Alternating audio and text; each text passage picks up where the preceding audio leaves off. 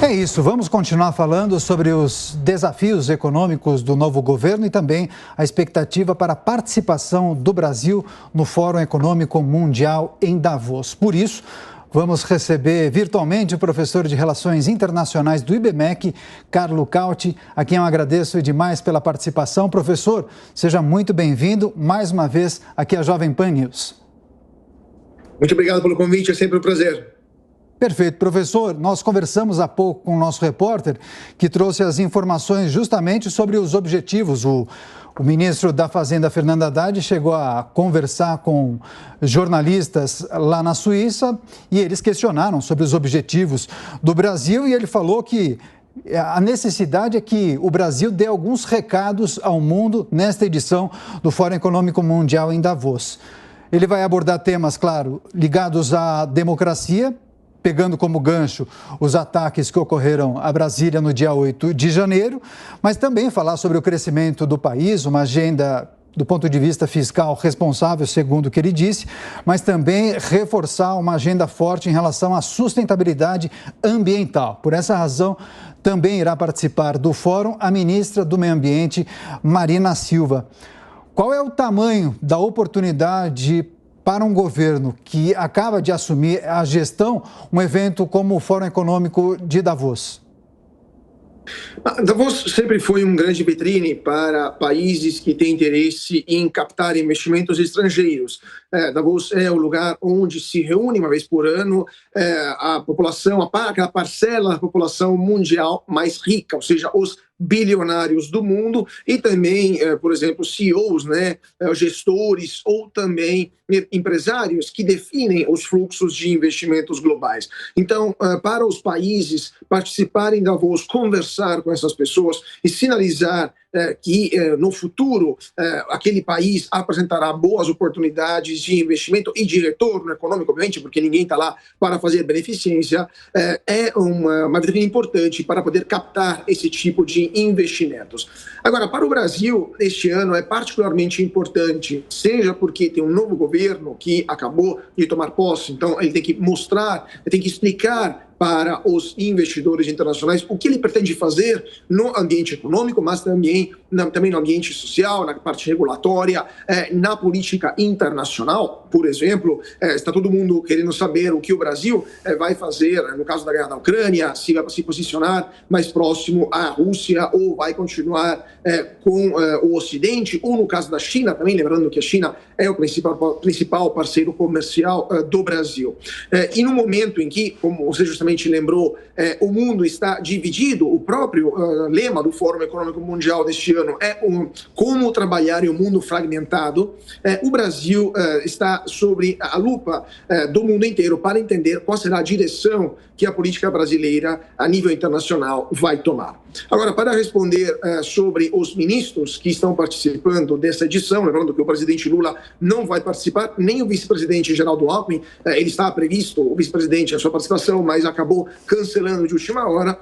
O ministro Fernando Haddad e a ministra Marina Silva irão representar o Brasil no âmbito econômico, então Haddad vai ter que explicar o que o Brasil vai fazer e se vai continuar no caminho da responsabilidade fiscal ou se teremos algum tipo de solavanco que poderia, eventualmente, também amedrontar os investidores. E a ministra Marina Silva vai dar um sinal para os investidores internacionais de que o Brasil vai retomar uma política mais dura contra o desmatamento e muito mais atenta a questões ambientais e que o mundo espera também em um momento como esse.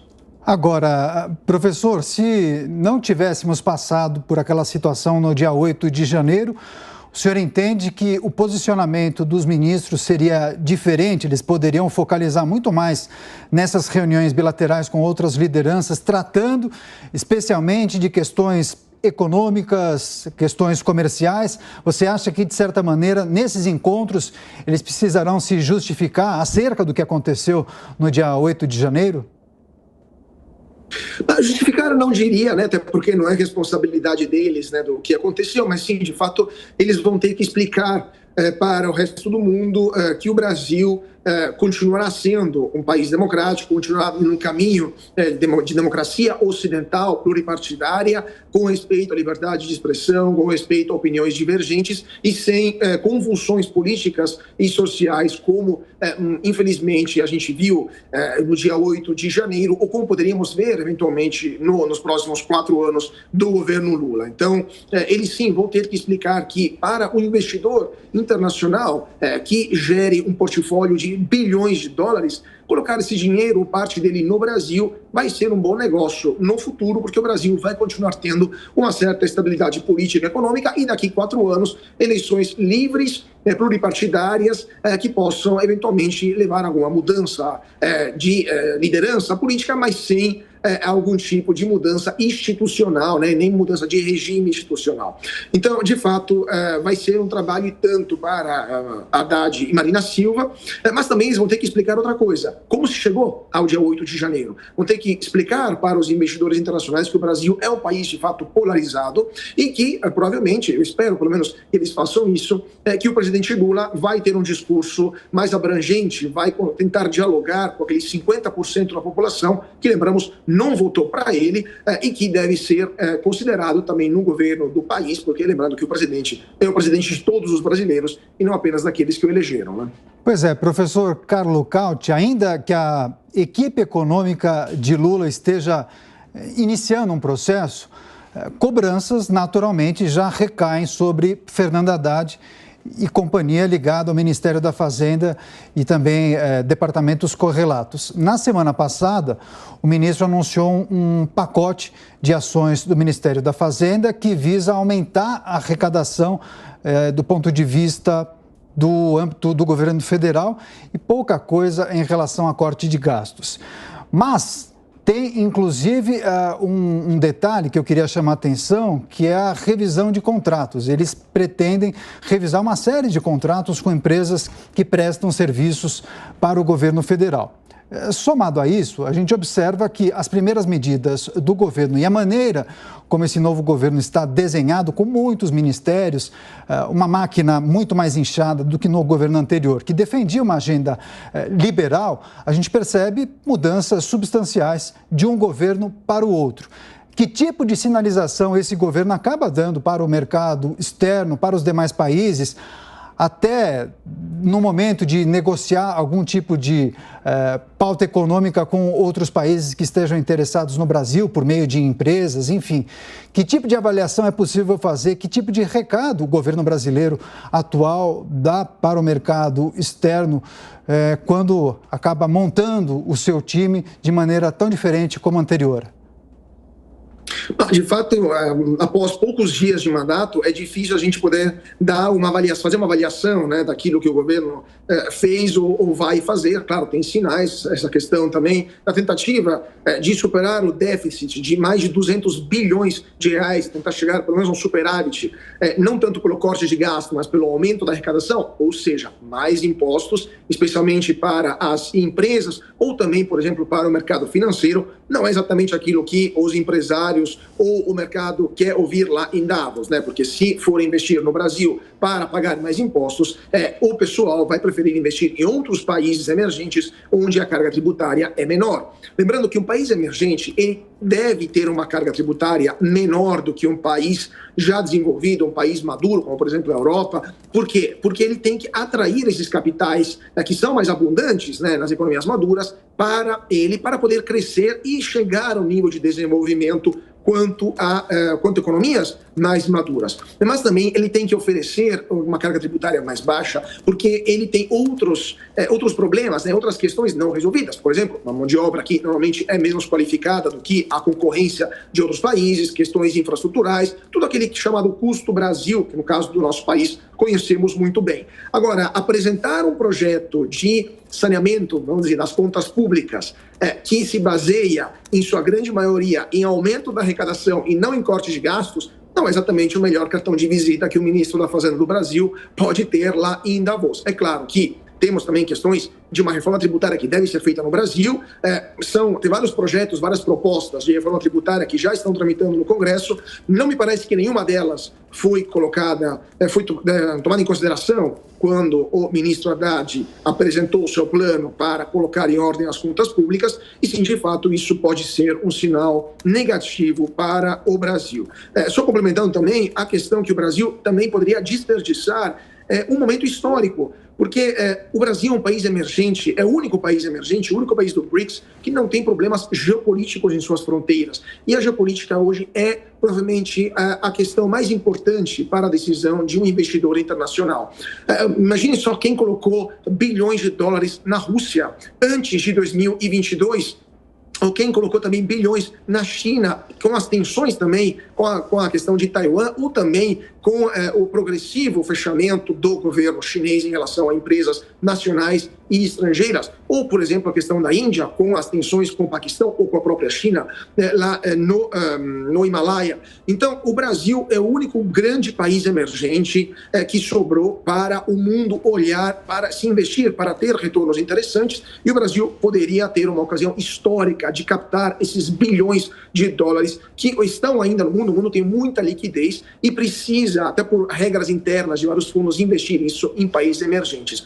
É só ter a casa em ordem, é só demonstrar boa vontade com quem vai investir no Brasil e criar emprego, criar tecnologia, criar desenvolvimento, que o dinheiro vai chegar. Agora, vamos ver se essa vai ser a mensagem que os ministros vão conseguir transmitir lá em Davos. Pois é, certamente a gente vai acompanhar. Agora, do ponto de vista dos parceiros comerciais que são importantes para uma nação do tamanho do Brasil, a mudança de governo de Jair Bolsonaro para Lula pode promover algum tipo de mudança substancial nessa relação que o Brasil tem com alguns parceiros comerciais?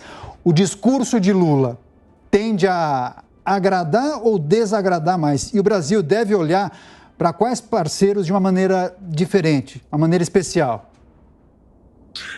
Olha, isso a gente pode falar nos primeiros dias já do governo Lula, os sinais não são muito positivos nesse aspecto. Por quê? Porque uma das primeiras coisas que o ministro Fernando Haddad falou foi que o Brasil vai retirar sua candidatura para a entrada na OCDE, por exemplo, que não é um acordo comercial, é um acordo, é uma organização internacional que visa uma série de questões econômicas, que vai nos investimentos, até o próprio PISA, que é o teste que a gente faz para verificar, para avaliar as escolas, são feitos pela OCDE. O Brasil tinha começado um percurso para ingressar nessa organização internacional, que já tem na América do Sul, por exemplo, países como a Colômbia ou o Chile, e agora deu um cavalo de pau, podemos dizer assim, nesse aspecto, e voltou para trás. Não é um sinal positivo para a política externa, para novas parcerias do Brasil, mas também, por exemplo, a questão do acordo de livre comércio com a União Europeia, que seria algo que poderia mudar radicalmente a política comercial mundial, acordo de livre comércio entre a União Europeia e o Mercosul, a organização no qual o Brasil é principal acionista, é o país mais importante, e nesse aspecto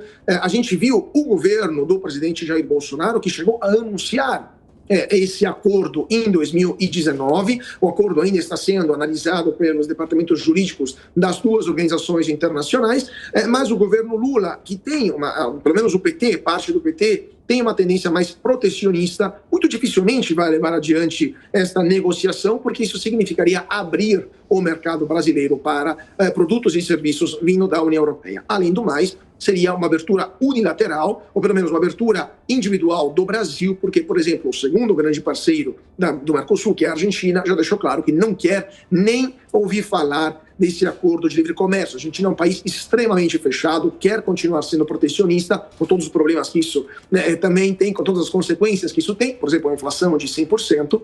Então, o Brasil dificilmente vai poder mudar sua política comercial, vai continuar sendo um parceiro comercial importante para a China, para os Estados Unidos, para a União Europeia também, poderia ser muito mais, mas dificilmente isso vai aumentar em tamanho, em dimensão, por causa dessa tendência protecionista que o PT, ou parte dele, tem enraizado em sua estrutura ideológica. Agora, professor, queria tratar das questões que envolvem as pautas ambientais do governo brasileiro. muitos ambientalistas questionavam a antiga administração sobre a maneira como eram geridos alguns assuntos em relação à pauta ambiental. A gente pôde observar algumas mudanças substanciais, a escolha da parlamentar, mas também muito envolvida com as questões ambientais, Marina Silva, ela que já foi ministra do Meio Ambiente, inclusive a reativação do Fundo Amazônia. Inclusive, temos a informação que o presidente Lula assinou justamente o decreto para restabelecer, para reativar o Fundo Amazônia. Queria que o senhor rapidamente comentasse quais devem ser os objetivos do governo brasileiro nesse Fórum Econômico Mundial para tratar das questões ambientais nesse fórum, inclusive porque sabemos que muitos países, especialmente da Europa, têm um interesse enorme nas questões ligadas à sustentabilidade, ecologia, pautas climáticas, quando falamos da floresta amazônica, não é? Pois é, né? Não somente países europeus, mas também, de novo, bancos, fundos de investimento e outros operadores do mercado financeiro que não têm só interesse em questões ligadas à Amazônia, mas também em seus regulamentos, em suas regras, em seus códigos internos. Eles são obrigados a investir parte do seu capital em investimentos que acabem protegendo ou pelo menos limitando os danos não somente para a Amazônia, mas para outras florestas e outros tipos de meio ambiente mundo afora. Famosos investimentos ESG, né? E de environment, que em inglês significa ambiente, S de social e G de governança. Então, tem uma certa obrigação por parte dos donos do dinheiro, podemos dizer assim, em investir nesses setores. E se o Brasil mostrar que, de fato, é possível conjugar o desenvolvimento econômico de vastas áreas do seu território com uma proteção da floresta, a proteção do meio ambiente, não é só a Amazônia, tá? Também é a questão do Pantanal, é a questão do Cerrado, são outros ambientes, outros biomas também brasileiros que devem ser preservados, a Mata Atlântica, aquilo que sobrou da Mata Atlântica. É óbvio que isso vai ganhar a simpatia dos investidores internacionais que olharão também para o Brasil como ainda mais um país onde é possível investir e é possível também ter bons retornos, sem ter também problemas reputacionais. Porque, de novo, é óbvio que esses bancos, esses fundos de investimento, esses grandes gestores de capitais internacionais não querem investir em um país onde poderiam ser um dia acusados de compactuar, ou pelo menos de ser cúmplices com desmatamento, com redução de vários biomas naturais, etc. Porquanto isso seja contestável, tá? A gente tem também debate sobre isso, mas o que aparece na mídia internacional é isso. Se um fundo de investimento investe em um país que não faz nada para limitar o desmatamento, ele também é considerado um cúmplice, então tem toda uma acusação a nível midiático. Então, mostrar que é possível, sim, conjugar o desenvolvimento econômico com pelo menos algumas leis que mostrem a boa vontade do país em limitar os danos na Amazônia é com certeza algo que o Brasil poderia fazer para captar ainda mais investimentos internacionais.